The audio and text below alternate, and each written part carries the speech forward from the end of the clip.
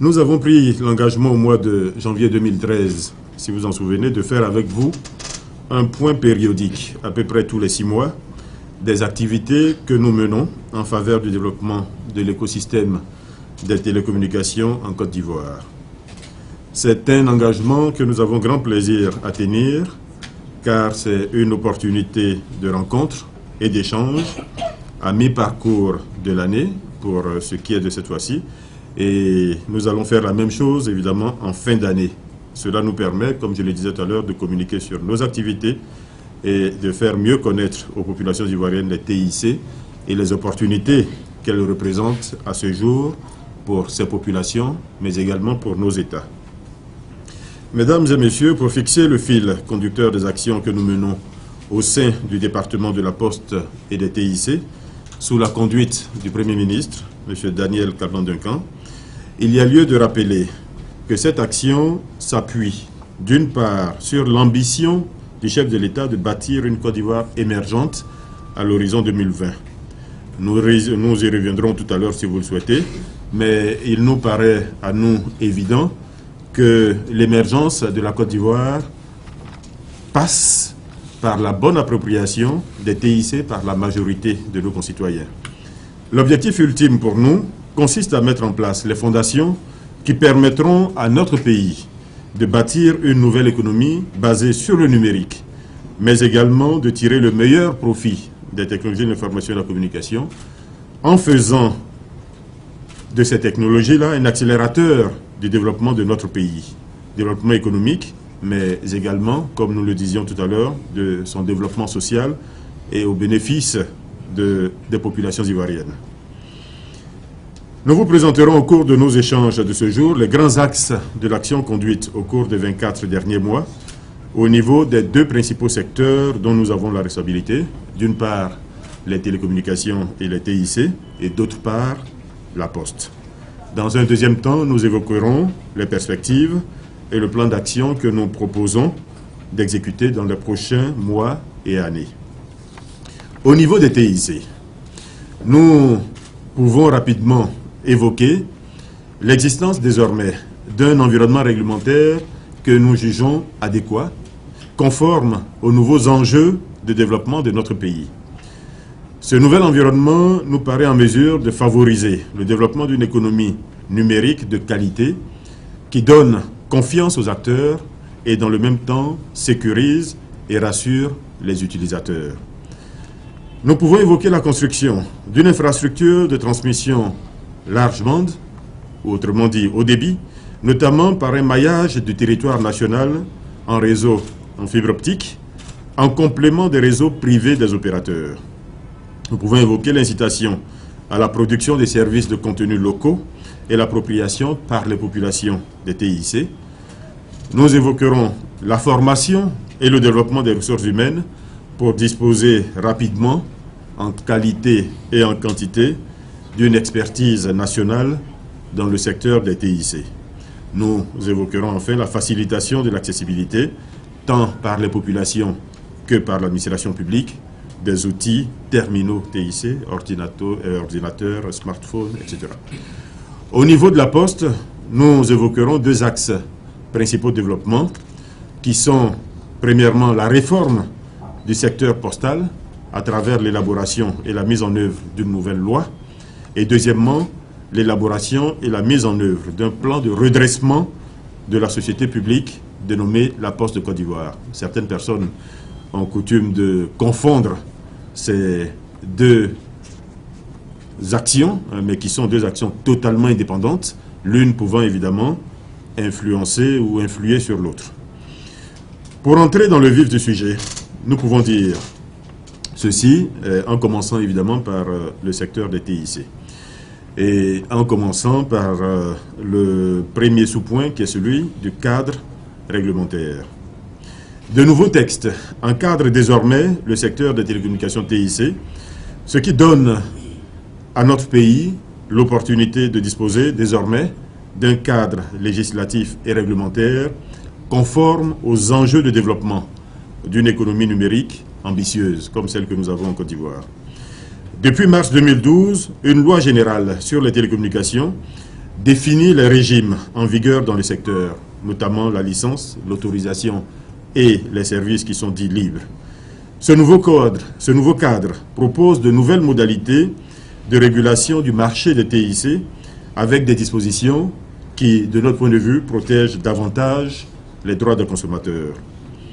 Au cours du premier semestre 2013, les lois suivantes ont été adoptées en Conseil des ministres, puis votées à l'Assemblée nationale. Il s'agit de la loi sur le commerce électronique qui normalise, encadre et sécurise désormais toutes les transactions faites sur les réseaux numériques. Il s'agit de la loi sur la protection des données à caractère personnel et il s'agit de la loi sur la cybersécurité. Dans le cadre de la mise en œuvre de cette loi, de nouveaux organes de gouvernance sectorielle aux missions clairement conformes aux enjeux ont été mis en place. Au cours du premier trimestre 2013, ces nouveaux organes sont la RTCI, l'ANSUT et la IGF. Concernant le deuxième axe de la politique mise en œuvre, celui de la disponibilité d'une infrastructure large bande, au cours de l'année 2012, nous avons autorisé, à travers un décret et une procédure de sélection transparente, l'établissement de réseaux 3G et l'offre par les opérateurs mobiles de services haut débit. Cela a été une avancée importante pour notre pays qui comblait ainsi un retard important et totalement, à nos yeux en tout cas, injustifié.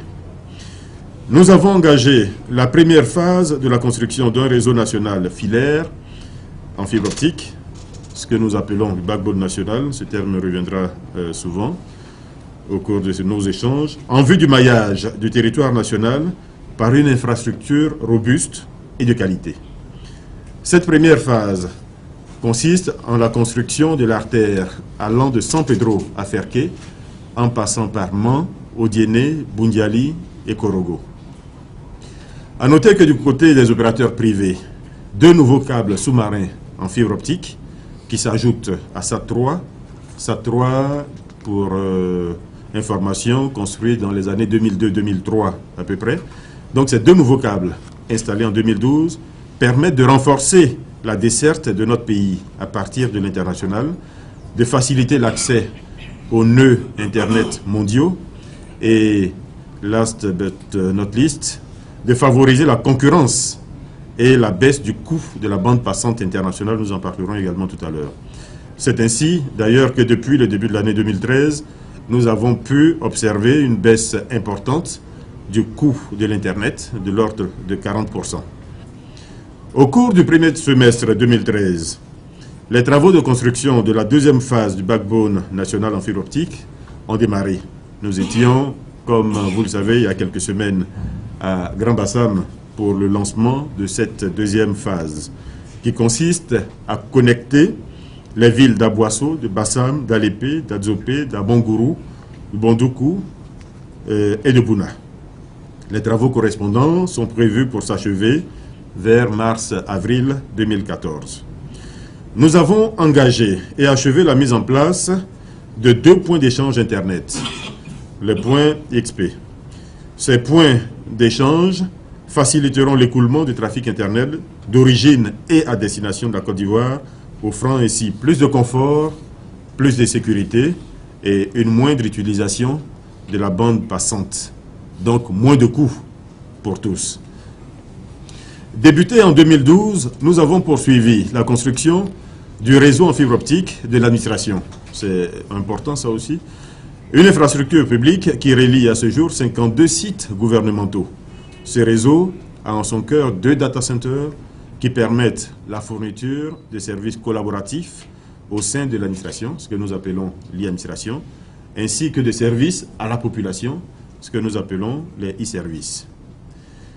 Concernant le développement des offres de contenu et l'appropriation de l'usage des TIC, je dois dire qu'ici sont concernés à la fois l'État, le secteur privé et les populations dans leur ensemble.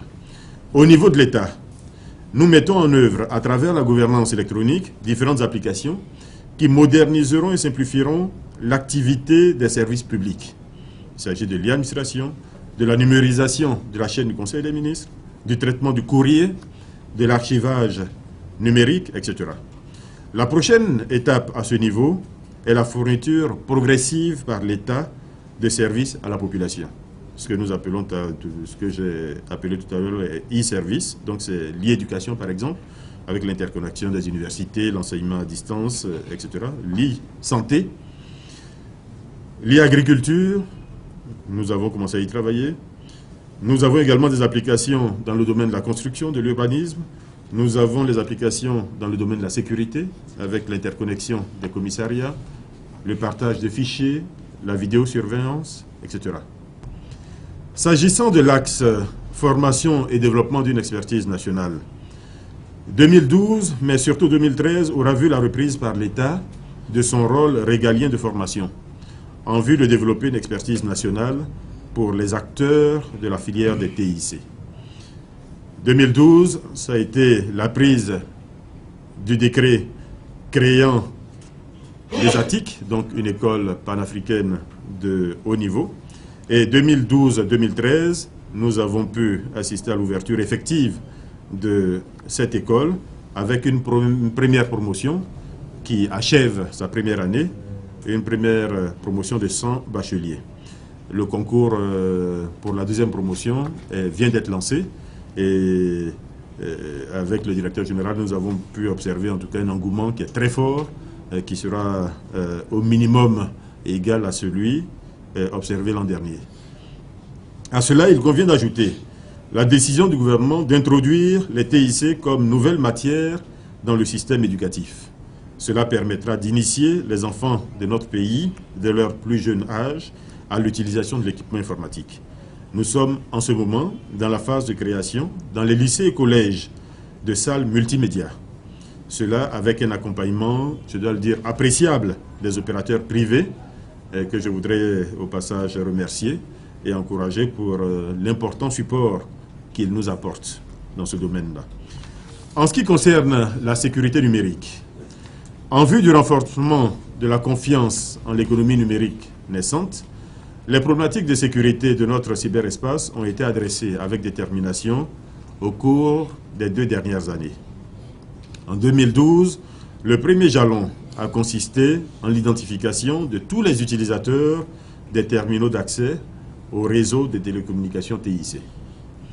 En début d'année 2013, ce volet a été achevé avec l'identification de près de 19 millions d'utilisateurs de cartes SIM et de terminaux actifs. Cette loi a également permis l'identification des cybercafés et rend obligatoire l'identification des utilisateurs des services de ces cybercafés via la tenue d'un registre.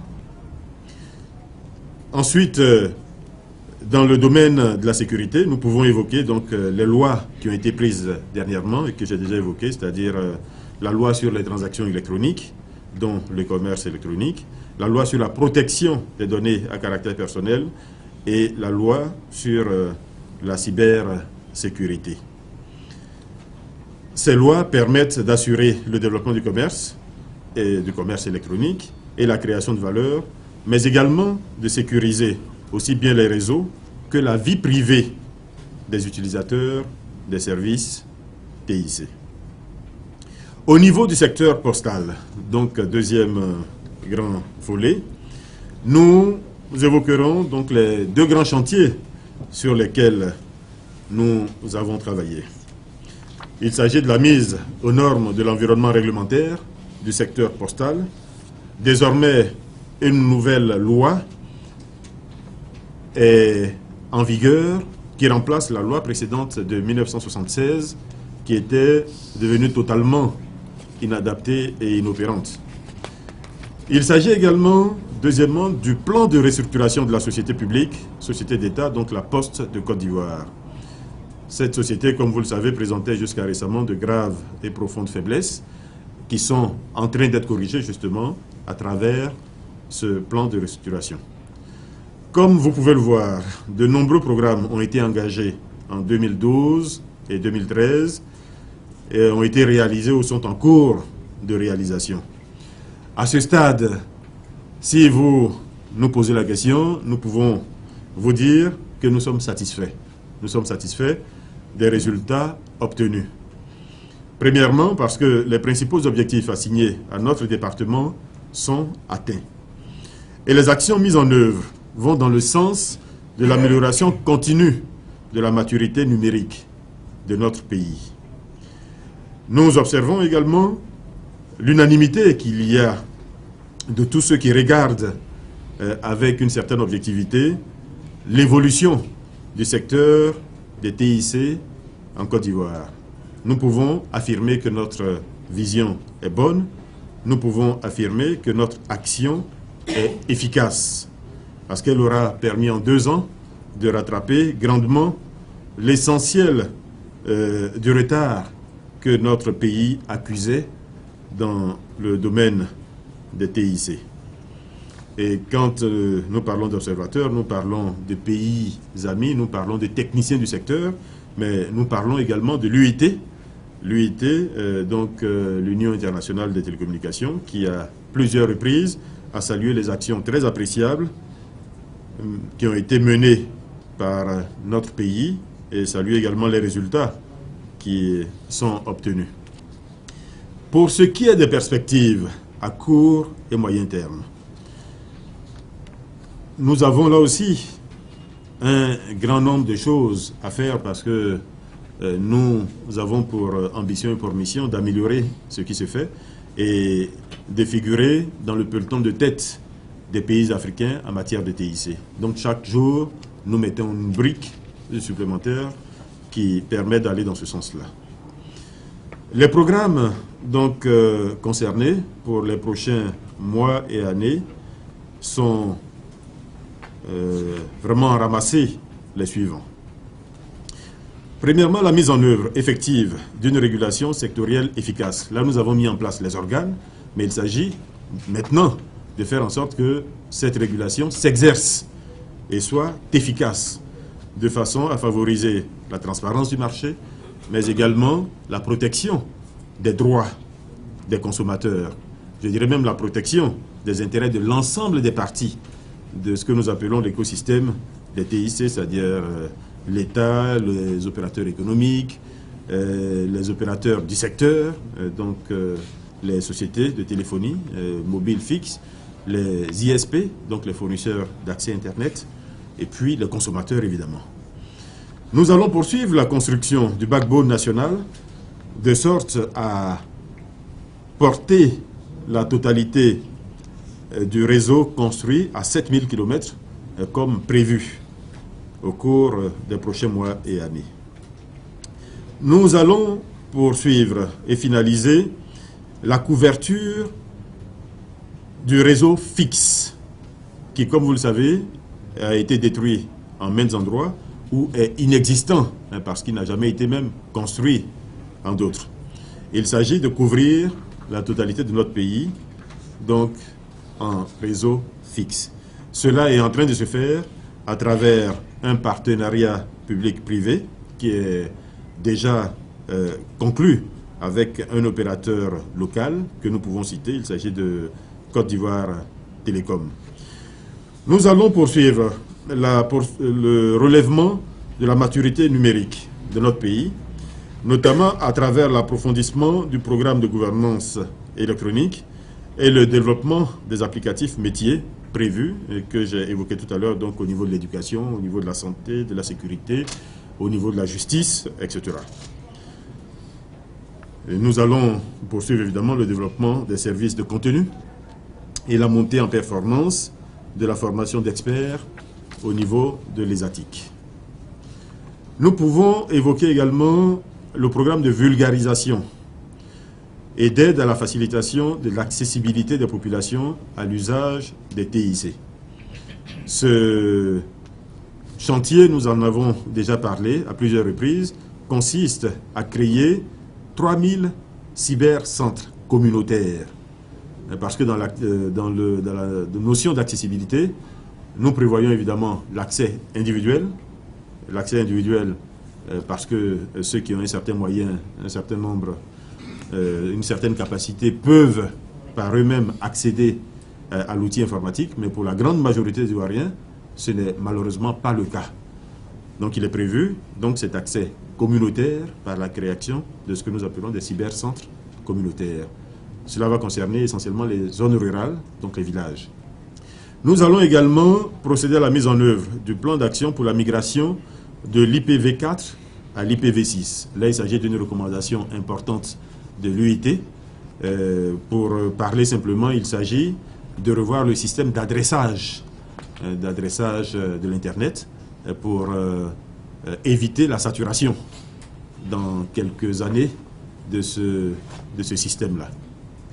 Nous allons travailler également à l'amélioration de la qualité de service sur tous les segments de l'offre des opérateurs.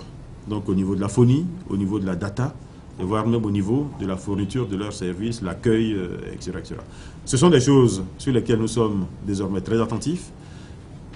Il y a 6 mois, 7 mois, en début d'année, nous avons autorisé l'agence de régulation à fournir aux populations les résultats des tests qui avaient été faits au mois de décembre.